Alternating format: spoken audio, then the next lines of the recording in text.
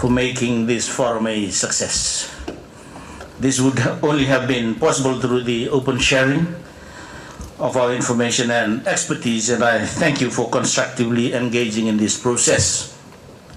Ladies and gentlemen, it is clear that to meet the commitments that we have made to the world in Paris, we require more ambitious and effective climate action by all stakeholders, including subnational governments, companies, and civil society around the globe.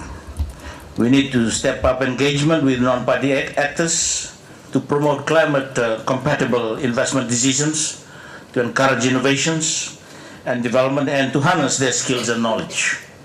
So in this regard, I would like to recognize the business and initiatives in this room who are already taking climate action in many different and meaningful ways.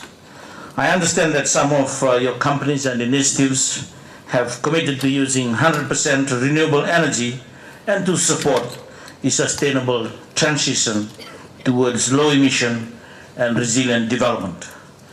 Adaptation is also a very important topic for us in this region, and we are now seeing initiatives like the Fiji Business Resilience Council and the Vanuatu Business Resilience Community, who are working with partners across their supply chains to address their vulnerability and at the same time help enhance resilience. However, much more needs to be done, and further collaboration and coordination are critical to raise ambition if we are going to achieve success. In this regard, I would like to recognize the work of the Global Employers for Climate Action Network for expanding their outreach and gathering more countries and businesses, especially here in the Pacific. This forum is an important step to establishing this network Pacific, and I hope that when the presidency of the network shifts north, engagement and collaboration here in the Pacific will continue and strengthen.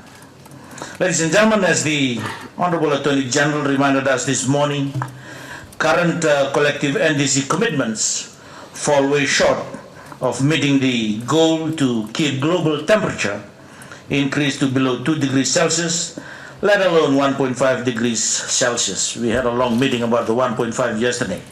I've talked about resilience and adaptation because for us, 1.5 to survive. And that's very, very critical for us. And I've just had a very quick meeting with outside with our focal point for the IPCC report, because he's working on the report. And of course, I'm interested in what's going on because we will be guided by the work of the IPCC. But again, ladies and gentlemen, therefore our discussions this afternoon on how NDCs can be strengthened, including linkages to the Sustainable Development Goals, will be important to share widely, especially with the public sector and government. Government has a lot to learn from private sector, and government can provide a conducive investment environment to allow for growth in private sector innovations. Ladies and gentlemen, you may be aware of the important UNFCCC process currently underway this year, the Talanoa Dialogue. The intention of the dialogue is to identify solutions, innovations, approaches, and implementation strategies that will inspire, provoke, and drive countries to maximize their ambitions in order to achieve the goals of the Paris Agreement. Accelerating and scaling up climate action will need innovative technologies, genuinely transformative actions, active partnerships, and sustainable approaches. And the private sector is known for its ability to innovate and to achieve great things in a cost-effective manner. And I'm always thankful that that is where the champion's role becomes so critical. I've always reminded the presidency of COP that if you want to see action, go to the climate action space. There you will see leadership, there you will see innovation, there you will see passion, there you will see ideas, rather than, with all due respect,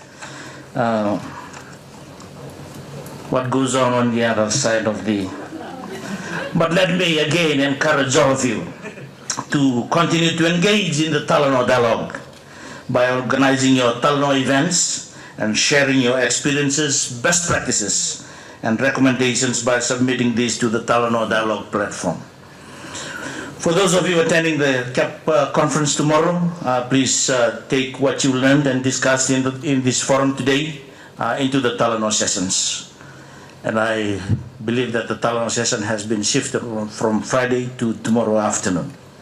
I would like to end by once again congratulating the Fiji Employees Federation Council for the successful organization of this forum and also recognize the contributions from supporting partners. I look forward to seeing you at the traditional opening of the CAP conference later this afternoon and wish you all an enjoyable evening. Thank you, Danibat.